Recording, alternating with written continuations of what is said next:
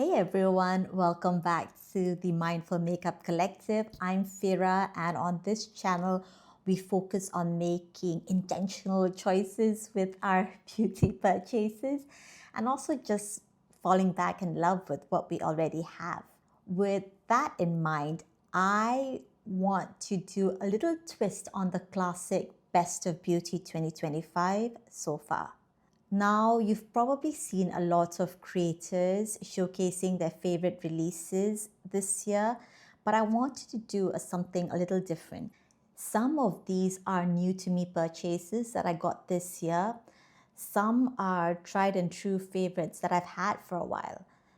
The common thread, they're the products I keep coming back to no matter when or where I got them. This is all about timeless makeup products that have earned their spots because they are loved, they are enjoyed, they are used, not just because they are new or hyped at the moment.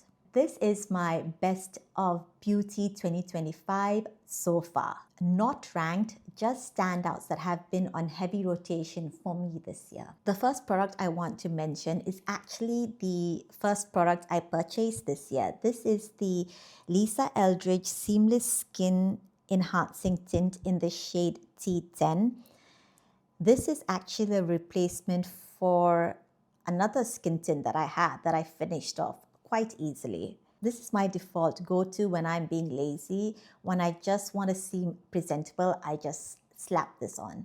This is also my default go-to because, as we know by now, this is the only skin tint / foundation I have in my collection that's a good shade match for me. But even besides that fact, this is just so easy to wear. It gives me a nice, healthy glow and it looks so natural. So I really love this and I'm happy to have purchased a replacement for the one that I finished. Next up, I have the Say Dew Beauty Blush. I think that's what it's called, in the shade Spicy.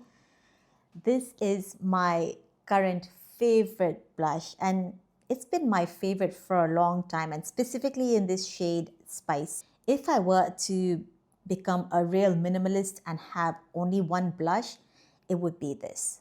Because of my mix and match foundation situation, there have been times when the foundation is just off and I don't have time to fix it, which is usually always the case. Usually I don't have time to fix it. I don't know why, but I always seem to be in a hurry when I'm trying to get out of the house. But when that happens, I just pop this onto my cheeks and somehow it just pulls everything back together. It's like magic in a bottle. It gives this lovely, healthy, yet natural looking glow to your cheeks. And I don't know how it does that. I have so many blushes, right? I've got cream blushes, I've had liquid blushes, and this one just trumps all of them. I started using this a lot during the winter time because it is a warmer shade, but I find that you can use this all year round. You can sheer it up or build the color as much as you want, and it gives just the right amount of glow and color to my cheeks, and it makes it look so natural. I genuinely cannot do without this blush. My only gripe is, because Say Beauty is a clean beauty brand, the shelf life of this product is not very long. Now, typically, I wouldn't care. I've had products that I've used for years and they're still really good. In fact, I'm going to be mentioning some of them today. But I'm starting to notice a bit of a vinegary smell emanating from this bottle every time I open it. So I know that it's starting to turn. One of the exceptions to my low buy rule is that I can buy a product out of my 12 product limit if it's a replacement. Now, I know Say Beauty has launched these blushes in their mini travel size form. I can't find them on the Cult Beauty website at this moment, and I think they only released that during the holiday season. So the moment they release it on Cult Beauty during the holiday season, I'm going to get this replaced. And obviously, I'm getting the travel size version because I cannot finish this up. Okay, this next one. I was debating on whether to put this up, but it's the Supergoop Unseen Sunscreen SPF 40. Now, I was loath to put this up because, at the end of the day, this is just really expensive sunscreen. Now, I'm funny that way. I am ready to drop, some serious coin on makeup products that I think are beautiful, that I think are shiny, that hit all the right notes with me, within reason, of course. But I don't want to spend that much money on skincare, which is ironic because you should care for your skin a lot more than you care for makeup. And I do. I take great care of my skin. But what I have found is that with skincare, there are so many good brands with active ingredients certified by dermatologists that do such a great job. I don't know how beneficial a $60 jar of moisturizer is compared to one that costs $15, especially when the ingredients are more or less the same. And especially when it comes to a moisturizer, when its only job is to hydrate and it's got no actives in it, you don't need to spend that much. My go to moisturizer, believe it or not, is CeraVe. I am on my third tub right now and I love it. I have all of my active, I know the moisturizer that works for me. I wear sunscreen all the time, which is Neutrogena, by the way. That's the sunscreen that I wear all the time. I get regular facials done at my esthetician's place, and I do everything that I can to take care of my skin. So I'm not being cheap when I say that I don't want to spend too much on skincare. It's just that for me, I know what works and I don't need to spend a lot of money on creams for that. So, my gripe with this is that this is expensive sunscreen. I use Neutrogena, but the problem with the Neutrogena sunscreen is that you have to let it set for a while before you layer on your makeup. And I'm always in a hurry. I don't have time for it to set. I need to slap everything on as soon as as soon as I can. And obviously that's a recipe for disaster. My makeup doesn't stay well, it slips and slides. And I had this, I don't even know when I purchased this, but this had been lying around in my makeup drawer for a while, and I pulled it out to try it on. I wore my foundation that day almost immediately after applying this, and it is fantastic. It is a wonderful primer. In terms of sunscreen, I don't know how much protection this is actually going to give you, because for sunscreen you have to put on quite a bit for it to be effective, and I don't want to be squeezing a lot of this out. But the thing is that I find this to be a more effective primer than any of the other primers that I own. It helps with oil control as well, surprisingly. I don't know how it does that, but it does. I have an oily T-zone, and it does still get oily when I am out and about, but this helps to minimize that to some extent. When you use a primer, you have to use a little bit. When you use a sunscreen, you have to use a lot. So this sits at that weird junction where, because it's a sunscreen, I have to use a lot. But because it also is a primer, in my mind, I have to use a little bit. And you go through this so quickly when you use this as your daily sunscreen, which I have. As much as it hurts my wallet, I have. And I already have a backup of this that I bought during the Sephora sale. And I know it sounds like I'm bad mouthing this a lot, but I'm not. It's actually really good. It's actually really good. It's just that the sunscreen aspect of it that really throws me off, because Neutrogena, that's it. That's my jam. And it's nice and cheap, and you can put on as much of it as you want, and it won't hurt your wallet as much as this does. But okay, that's it. Let's move on. Next is the MAC Studio Fix Conceal and Correct palette in the shade medium. Now, this was such a surprise to me. Similar to my foundation situation, none of my standalone concealers are a good shade match for me. So with this, I'm able to mix and match the colors to get the shade that I need. These two are actually color correctors. This is in peach, this is in yellow, and these are the concealers. Now, I've actually used this as a foundation as well, and it's held on so well to my skin. The texture is creamy. It is definitely a little bit more thicker than your traditional concealers, but you can always sort of shear it out. And because of its versatility, because I can use this as a foundation and a concealer, the next time I travel, I'm actually going to take this as my one-off for concealer, foundation, and even bronzer. This shade out here, I don't know what it's called. I think it's NW35. This is actually a good concealer shade for me. This reminds me of the Makeup Forever face palettes that are such a big hit. I was actually eyeing one of those, but takes care of all of my complexion needs. It's because of its versatility that I find myself reaching for this a lot more than any of the concealers that I have in my collection. Next up are the Charlotte Tilbury Eyes to Mesmerize eyeshadow pots. I have them in oyster pearl, rose gold, and star gold. I still keep them in their packaging because it's just easy for me to know what's what when I'm reaching for them. I like all of them, but surprisingly, my favorite is actually Star Gold. Surprising because gold doesn't really look that good on me. And it's funny because I remember people used to be so rabid about these pots. They would talk about them constantly, and now I don't hear anyone speak about them, which is a shame because they really are true to the name. They are mesmerizing and they're so effortless to wear. A common thread with me and my makeup usage is that it has to be effortless. Okay? I don't want to work hard for my makeup. I work hard in other aspects of my life. I don't want my makeup to stress me out.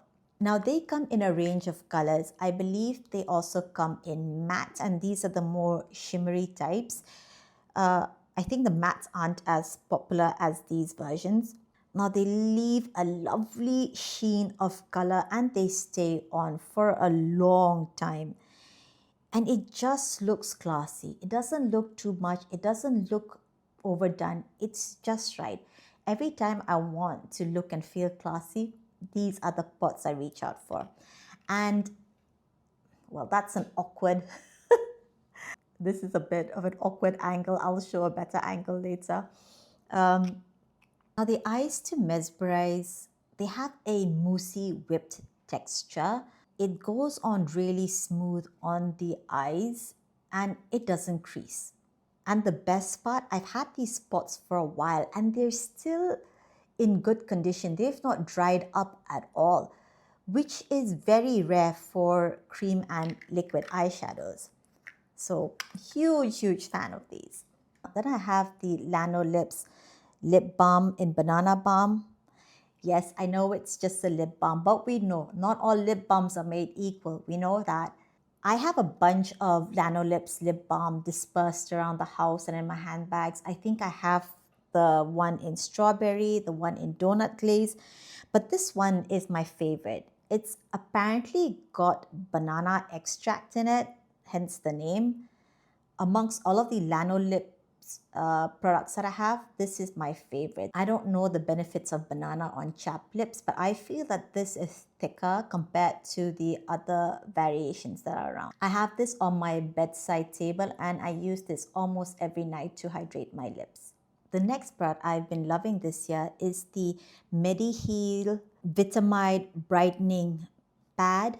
It's basically a toner pad. I generally use a toner in the morning before layering on my actives, and I like this because it is saturated with product and I feel that my skin actually is hydrated once I use these. So when you open it, you get a little plastic tweezer that you can use to pull out the pads. The pads themselves are quite thick. You get about 100 in a pack and they do sell refills that you can just pop into this. Now, it claims that it's a blemish pad that brightens dull skin and smoothens skin. Have I seen a marked difference in my skin after using this? I can't say because I do use a lot of actives. I take good care of my skin. I just like using this because I use toner pads, and I use toner pads primarily to act as an extra, step towards cleansing my skin, especially on days when I've worn a lot of makeup. Sometimes even after double cleansing, I double cleanse with an oil cleanser, then I use a face wash, and then I use this to take off any other product that may still be there or any other dead skin cells that may still lie on the surface. And that's what I use this for. I don't necessarily go by the claims, though I'm sure it helps to some extent. Now, Mediheal actually has a bunch of these pads in different variations, different forms. I know there's one specifically for acne prone skin. I think they have one with collagen. So I'm not sure. You can check out the website if you want to know more about this. But I have enjoyed using this for sure. So the next product, it's not makeup, it's not skincare, but it's a must-have. It's the Brior Cooling Mist. It's a Japanese brand. I was in Japan late last year and it was so hot. I was sweating buckets. And my husband and I, we happened to walk into one of those 7-Eleven type of stores. I walked over to the beauty section. I saw this and I was just intrigued. What this is it's a cooling mist. You spray this onto yourself and you don't need much of it. It cools you down almost immediately. Think of this as a menthol spray for your body. It's that effective. It's game changing. Everything I've spoken about so far, the makeup, the skincare, they're all fabulous, but they're not life changing. This is life changing. And because it's a Japanese brand, it might not be easy to get, but I have started to see this pop up at retailers that specialize in Asian beauty brands. You could also try Amazon. You might find this there. Next up is the Charlotte Tilbury Nudegasm Face Palette. This is in my project pan. I've had this for 4 years now and it still performs well. I use this as a contour shade. This is a bronzer.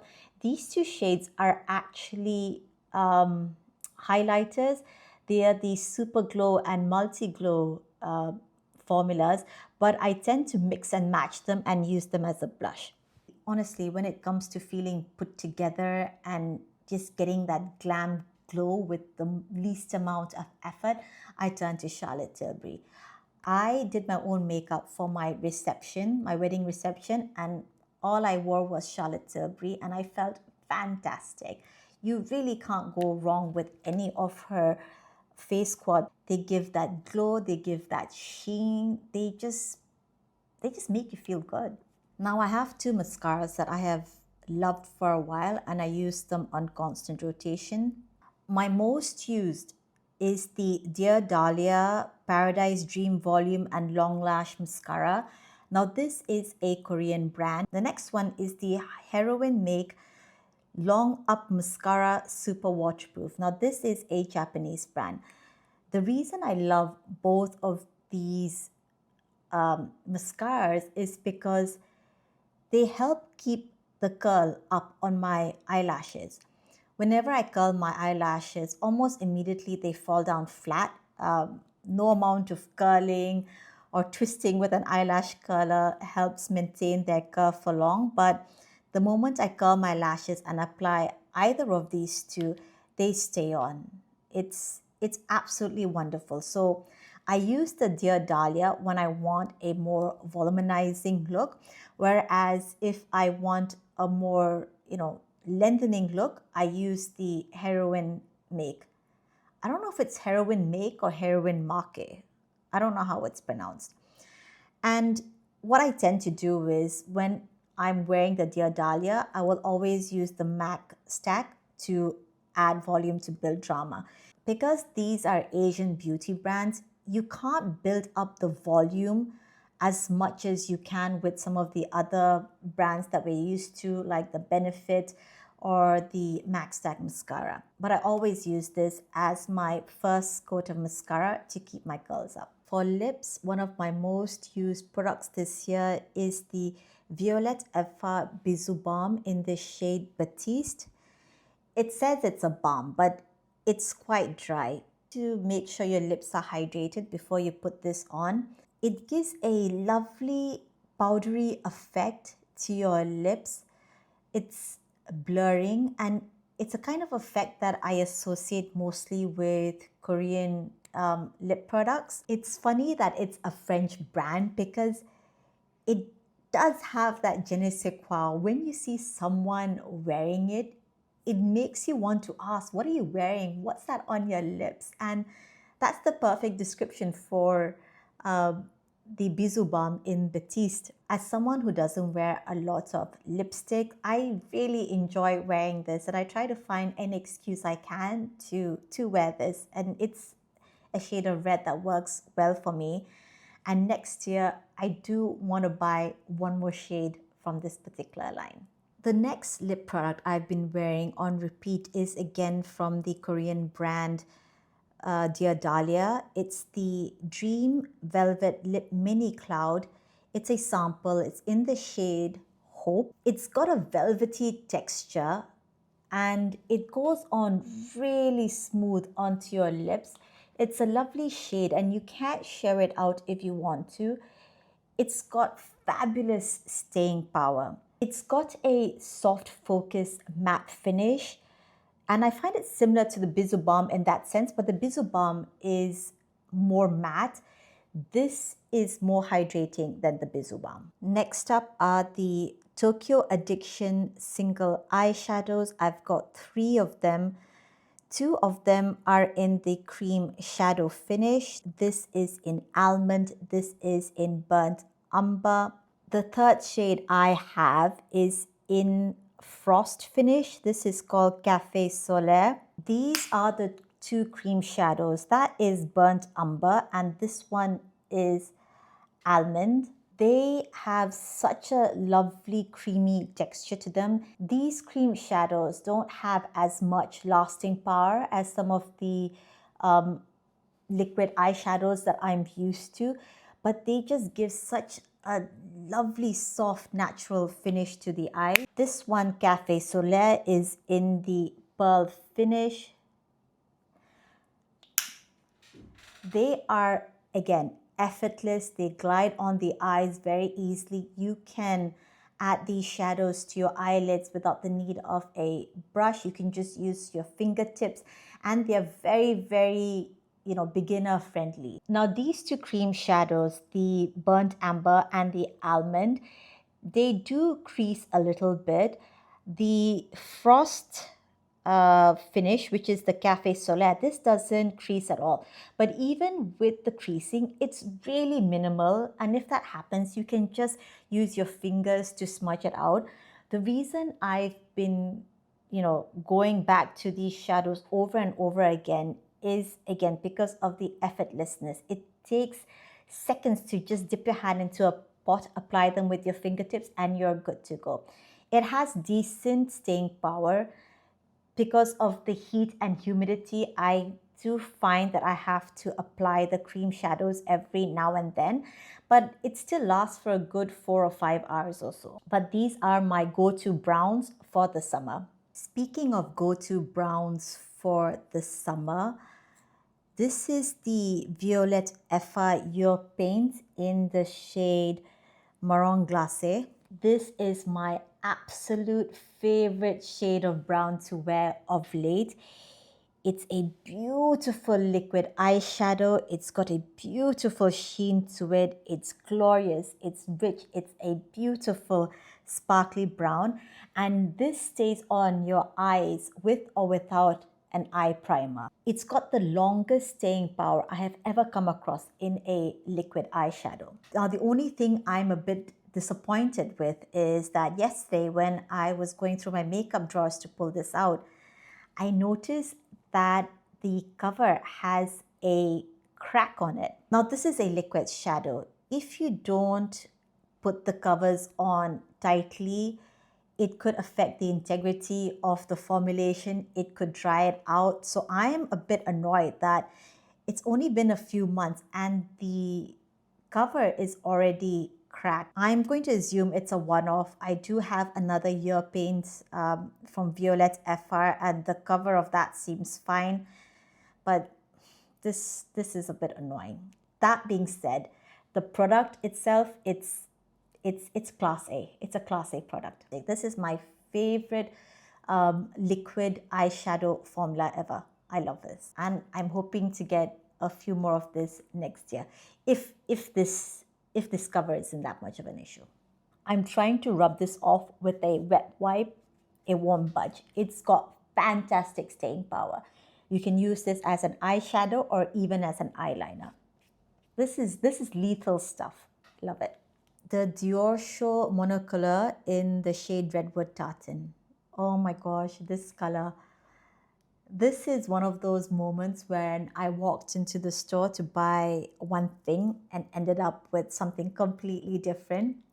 I must have swatched this at least, not 100 times, I was going to say that, at least 10 times, because I was so mesmerized by this. But I wasn't sure if this was a color that would suit me, and was it going to make it look like I had conjunctivitis? No, that's not the look I want. I don't want the conjunctivitis look, but I'm happy to say that this is actually one of my most worn eyeshadow colors these past few months. I'm actually wearing it right now.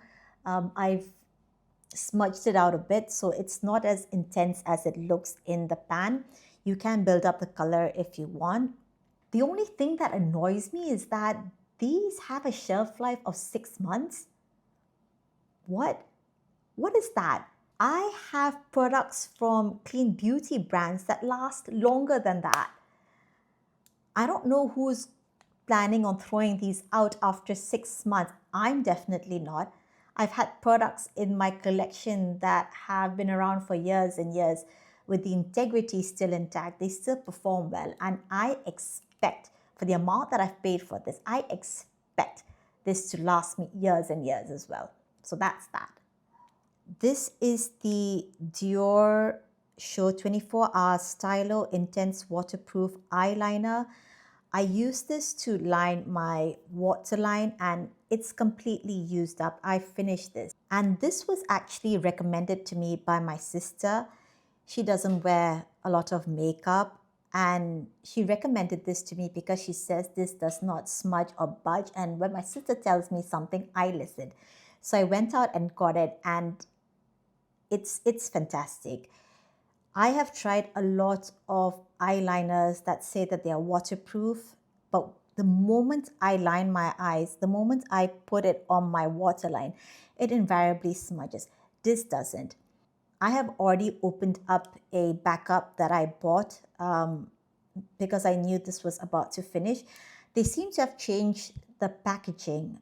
The performance is still fantastic, but yes, this is this my holy grail? Not yet, maybe. Let's see. Next, I have the Stila Stay All Day Artistic Graphic Liner in the shade Mambo. And what a color. It's a gorgeous, vibrant purple that's got a hint of a shimmer in it.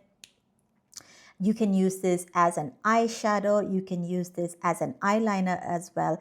It stays on all day and it still retains its vibrancy as when you put this on in the morning. The other day I was browsing through Sephora just to while away time. And I saw that Stila actually has a whole new range of eyeliners that are waterproof, and the colors looked actually good. They look sumptuous. If there's one surprising thing I learned about myself when I created my makeup inventory for 2025, is that I actually gravitate towards eyeliners. I didn't know that. I knew I loved them. I didn't know I loved them that much. So next year, I'm actually eyeing a few of the Stila eyeliner. Next up is the eyeshadow palette I've been using the most, and it's the Lisa Eldridge eyeshadow in the shade Betty.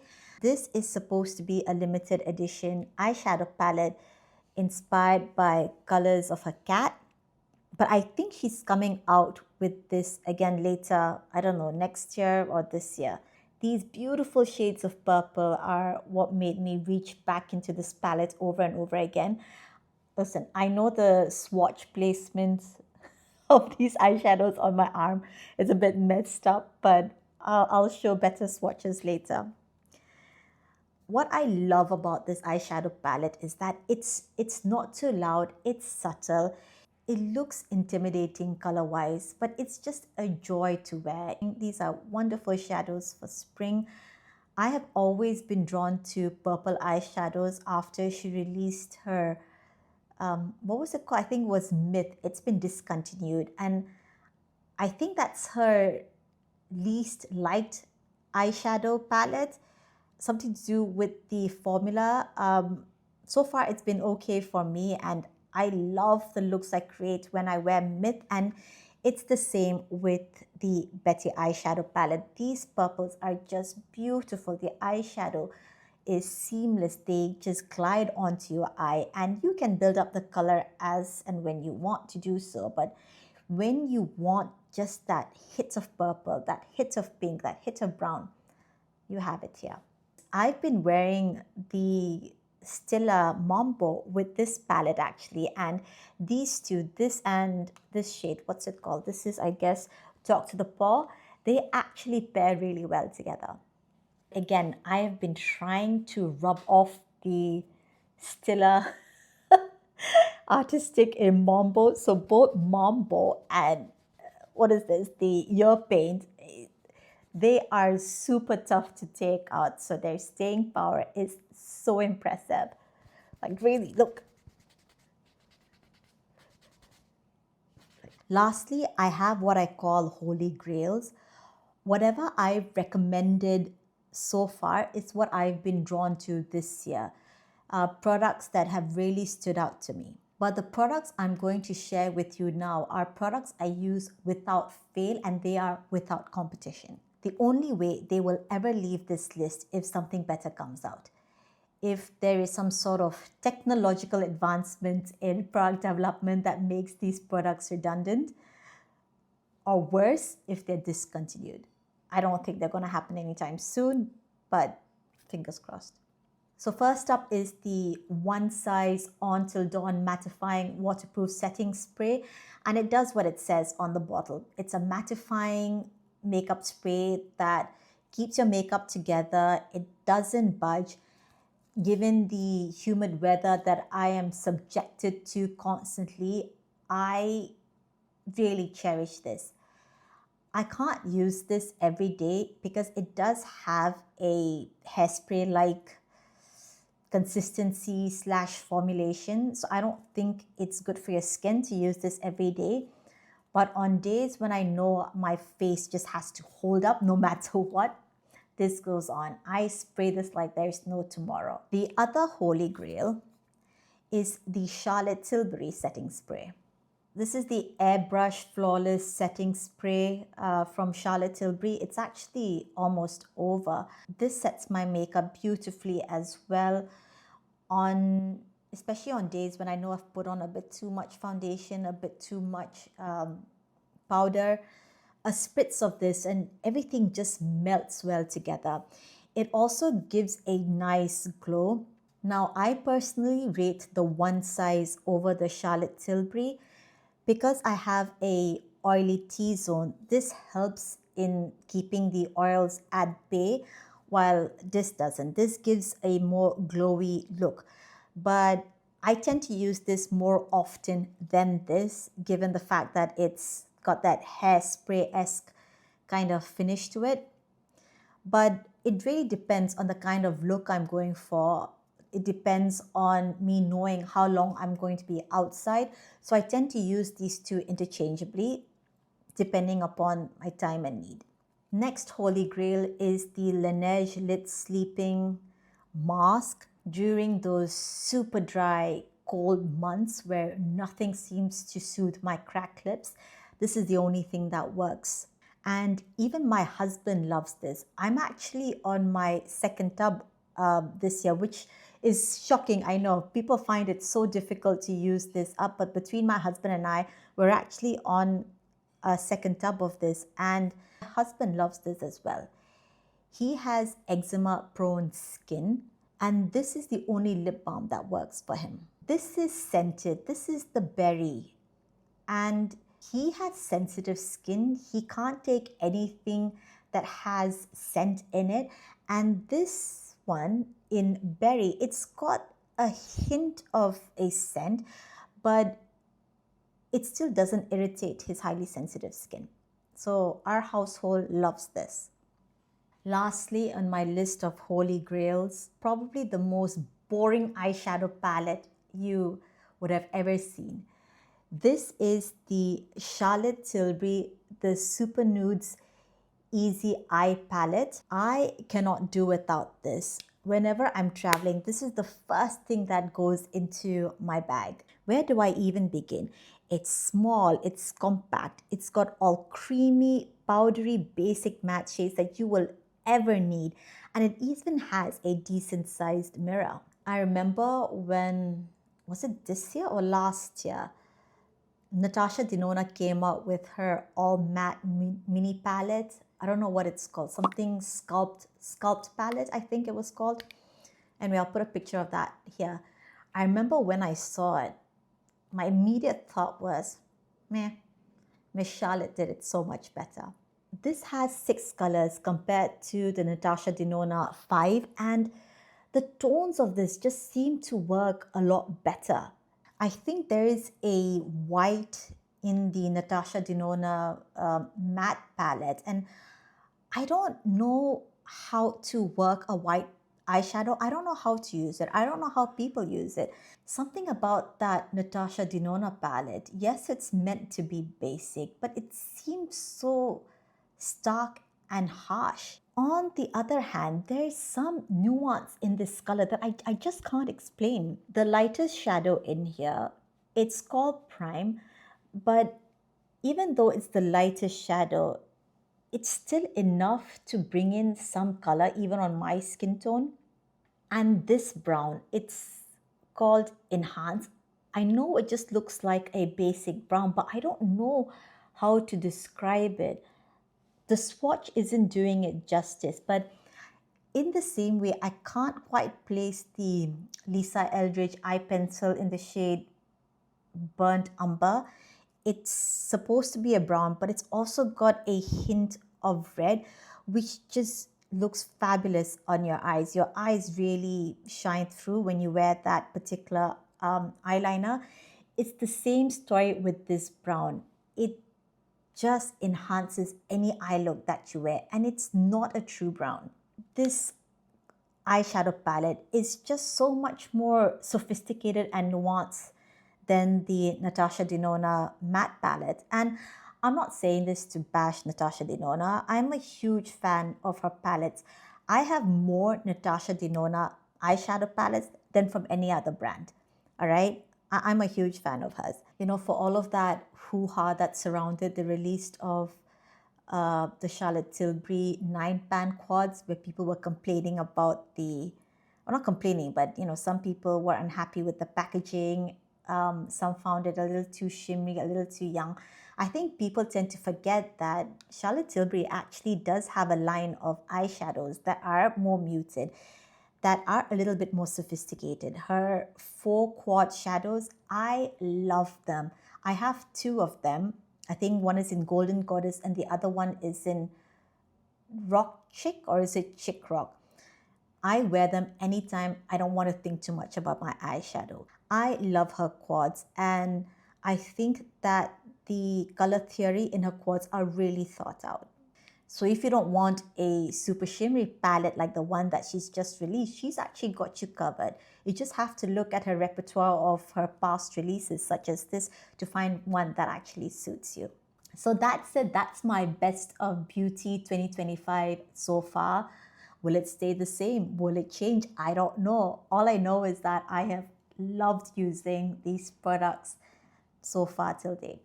So I hope you like this approach. I think it shows the value of products that stand the test of time. It's easy to get caught up in new launches, but sometimes the best products are already what we have in our collection, or things we discover and fall in love with months or even years after their release. So if you are on a low buy, no buy, or just trying to use what you have, I hope this inspires you to look into your own collection and discover your own timeless favorite. Thank you so much for hanging out with me. It's been a long day for me. I hope this video has been useful, and I'll catch you at the next one. Bye.